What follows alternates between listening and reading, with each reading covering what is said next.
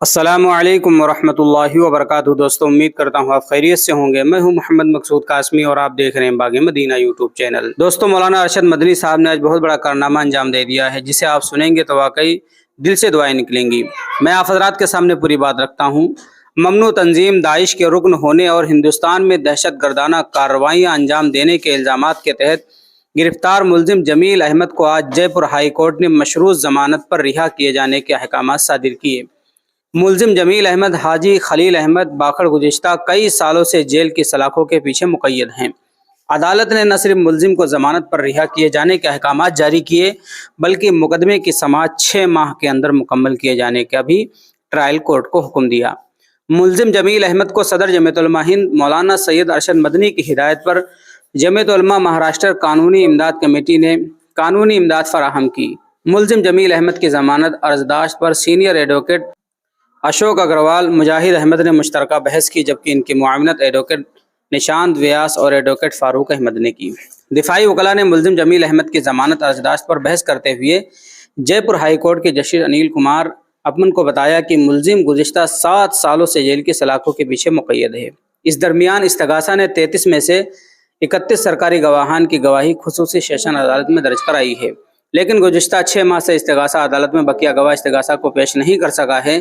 دفاعی وکلاء نے عدالت کو مزید بتایا کہ ملزم کے خلاف بیان درج کرانے والے 2 سرکاری گواہان دوران گواہی اپنے سابقہ بیانات سے منحرف ہو گئے، اور انہوں نے کہا کہ حوالے کے ذریعے جمیل احمد نے ممنوع تنظیم داعش کے رکن کے اکاؤنٹ میں پیسے ٹرانسفر نہیں کیے تھے۔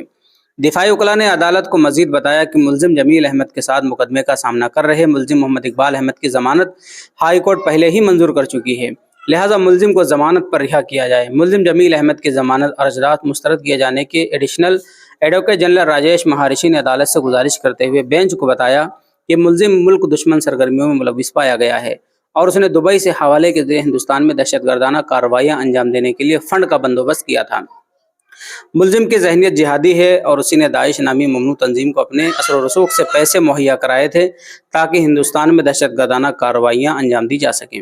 Additional advocate general Rajesh Maharishi نے عدالت سے گزارش کی کہ UAPA قانون کی دفعہ 543D کے تحت دہشت گردی اور ملک دشمنی جیسے سنگین الزامات کا سامنا کر رہے ملزمین رہائی نہیں دی جا سکتی، لہذا ملزم کی ضمانت عرضداشت مسترد کی جائے۔ فریقین کے دلائل کی سماعت کے بعد جسٹس انیل کمار اپمن نے ملزم جمیل احمد کو 30,000 روپے کی مچلقہ پر مشروط ضمانت پر رہا کیے جانے کا حکم جاری کیا۔ عدالت نے مزید حکم دیا ملزم جمیل احمد مہینے میں 2 مرتبہ متعلقہ پولیس اسٹیشن میں حاضری درج کرائے گا، نیز پاسپورٹ بھی اسے عدالت میں جمع کرانا ہوگا۔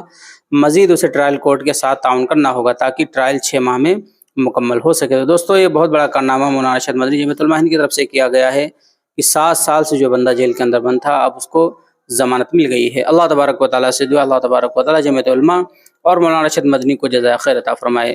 اب آپ حضرات کا اس کے متعلق کیا کہنا نیچے کمنٹ کیجئے، پہلی بار آئے ہیں چینل پر تو سبسکرائب کر لیجئے۔ چلیے دوستو پھر ملتے ہیں انشاءاللہ جلدی کسی نئے ویڈیو میں کسی نئے ٹاپک کے ساتھ۔ السلام علیکم ورحمۃ اللہ وبرکاتہ۔